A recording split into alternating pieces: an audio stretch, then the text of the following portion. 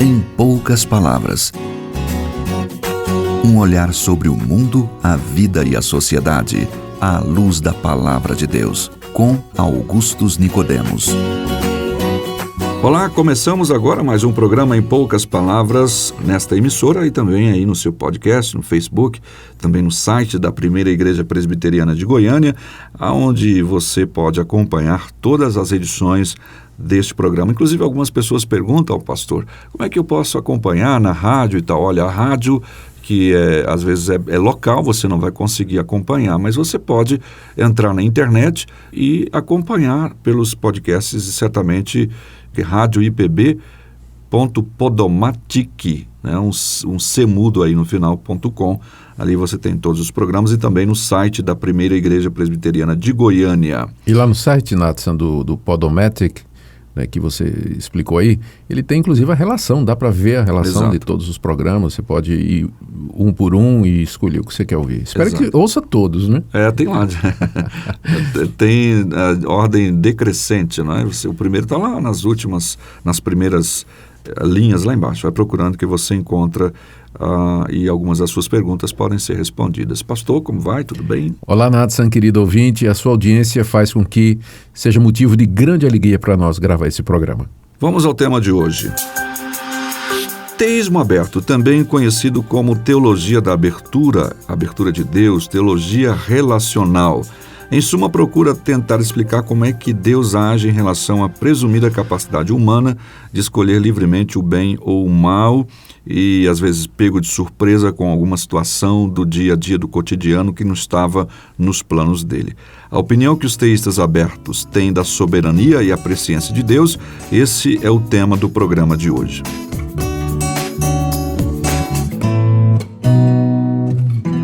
Pastor, teísmo aberto, então, o que é isso e como ela se reflete na vida diária em relação à soberania de Deus?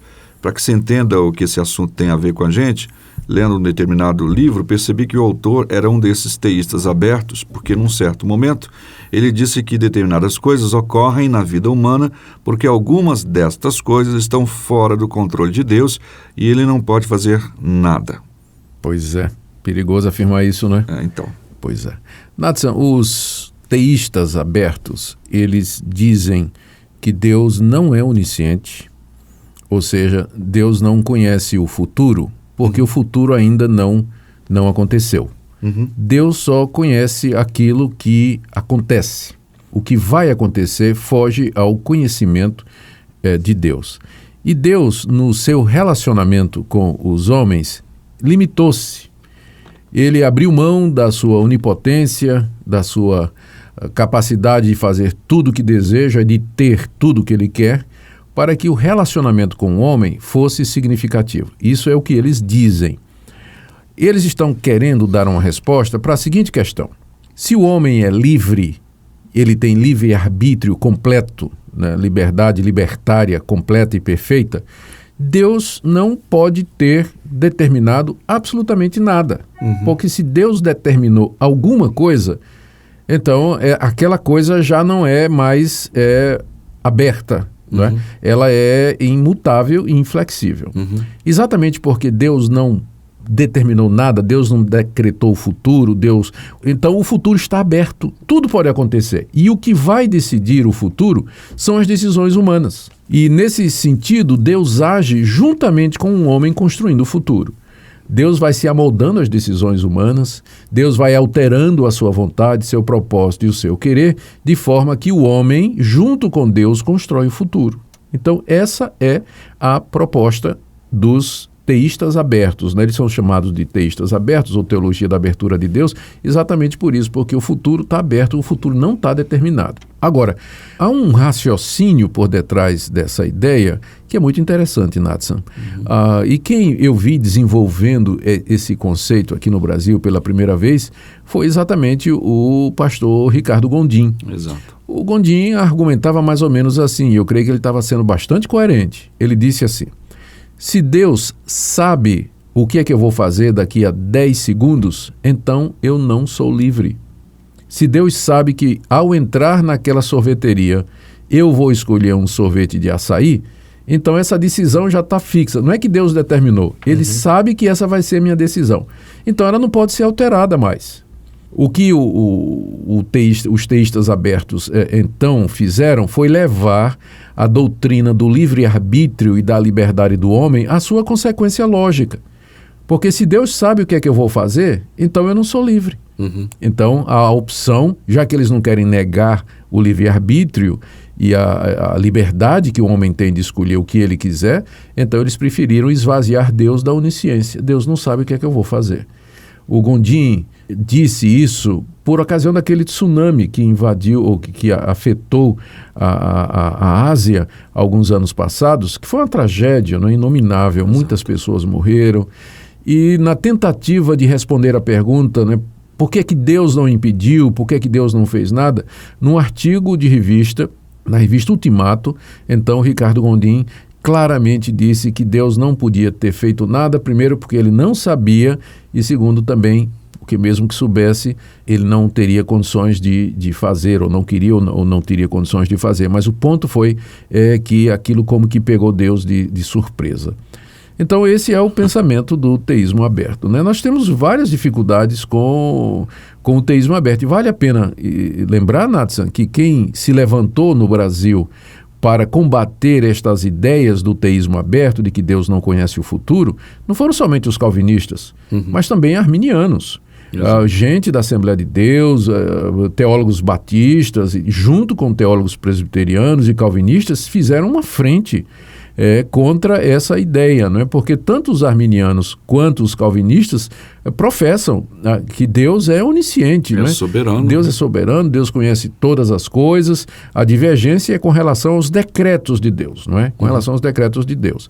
Mas todos concordam que Deus é onisciente. Eu penso que o teísmo aberto é um tipo de ensinamento que coloca as pessoas já fora da esfera do cristianismo, Natsan. Porque é uma coisa muito séria. Você dizer que Deus não conhece o futuro é você negar a revelação bíblica. O Salmo 139, onde Davi fala que Deus, antes dele nascer, Deus já tinha os seus dias todos contados, que Deus o seguiu desde o ventre da sua mãe. A natureza da profecia bíblica, se Deus não conhece o futuro, o que é a profecia de Isaías? O que é a profecia de Ezequiel, Daniel, quando eles descortinam para nós o panorama do mundo, o que é que vai acontecer no final? O que é o livro de Apocalipse? Como é que Paulo pode falar a respeito do surgimento futuro do reino do anticristo, como será a vinda de Cristo? Será que, então, isso é conversa, é mito, não é? Então, o teísmo aberto esvazia a Bíblia, torna a Bíblia um livro de mitos, um livro de incerteza. Deus fica jogando dados, né, para saber se aquilo que ele quer vai dar certo, dependendo, afinal, da decisão humana ou do propósito humano. Agora, Natsan, isso não é uma heresia nova, não. Já no século XVII, se não estou enganado, ou XVIII, você vai me perdoar aqui se eu errar a data. Perdoou, sem problema. Havia um tio e um sobrinho, cujo o sobrenome deles era Socinius, não é?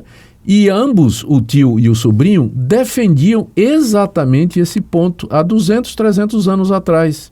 E essa heresia de que Deus não é onisciente, ela fazia parte de um sistema teológico herético que ficou conhecido como socinianismo. Então, hoje, o socinianismo ressurge nos livros destes teólogos modernos que agora receberam esse nome de teístas abertos ou teólogos relacionais, não é? Eles são chamados de teólogos relacionais porque eles argumentam da seguinte maneira: para que Deus possa se relacionar verdadeiramente com a gente, então ele não pode nos manipular, não pode saber o que é que nós vamos fazer e muito menos decretar o futuro. Juntos, nessa relação de intimidade e parceria, homem e Deus constroem o futuro. Por isso que essa teologia ela é chamada de teologia relacional. Ela diz que isso faz mais justiça a Deus, ela diz que se explica passagens bíblicas em que Deus se arrepende, que Deus muda de ideia, né? Deus vai se ajustando às decisões humanas, corrigindo rumos, né? Ora, é evidente que quando a Bíblia diz que Deus se arrepende, isso é uma maneira antropomórfica, antropopática de se referir a Deus, desculpa aqui o adjetivo, né? Significa simplesmente que a Bíblia está usando uma linguagem que o homem possa compreender, falando de Deus como se ele fosse homem. Tipo assim, o braço do Senhor não está encolhido, os olhos de Deus estão em toda parte. Deus não tem braço, Deus não tem olho, mas é uma figura humana, é a linguagem humana para que a gente possa entender, não é? Então, no final, o teísmo aberto é uma heresia perigosa, ela diminui Deus e ela coloca o homem no centro do universo. Porque se Deus não sabe o que vai acontecer, se Deus não decreta a realidade, se Deus não governa, se Ele não faz a sua vontade, então quem toma o lugar de Deus no universo? O homem, Exato. Com as suas decisões. Então, é uma heresia, um ensino perigoso, e nós precisamos ficar firmes no que a palavra de Deus nos ensina a respeito do nosso Deus, Criador dos céus e a terra, todo-poderoso, onisciente, onipotente e onipresente.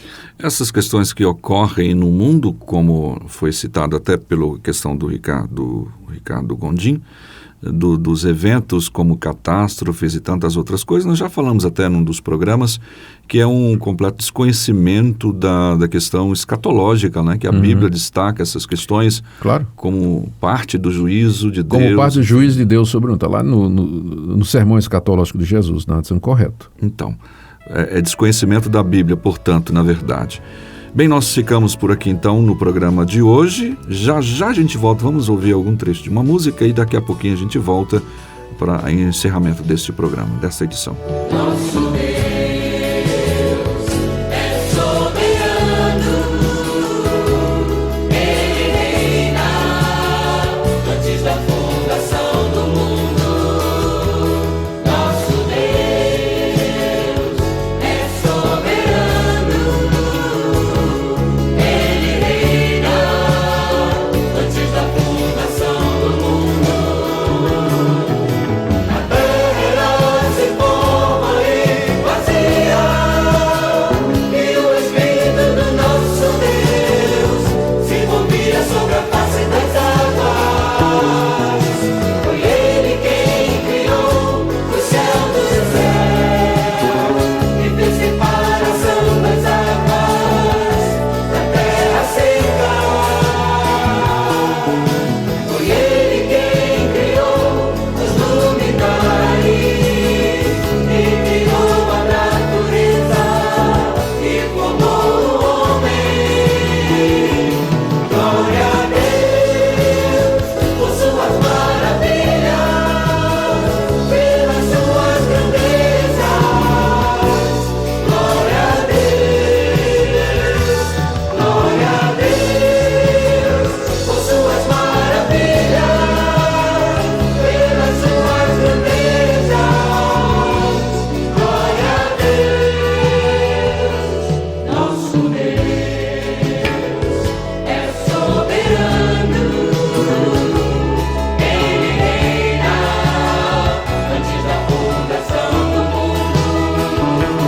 Nosso Deus é soberano, Ele reina antes da fundação do mundo. Chegamos ao final de mais uma edição do programa Em Poucas Palavras, hoje falando sobre teísmo aberto e como isso nos afeta, como é que alguns teólogos relacionam, se é que a gente pode chamar de teólogos, né, relacionam essa questão de que Deus não sabe o que está acontecendo, ou não sabe o que vai acontecer no futuro. Isso é chamado de teísmo aberto, como já foi colocado aqui.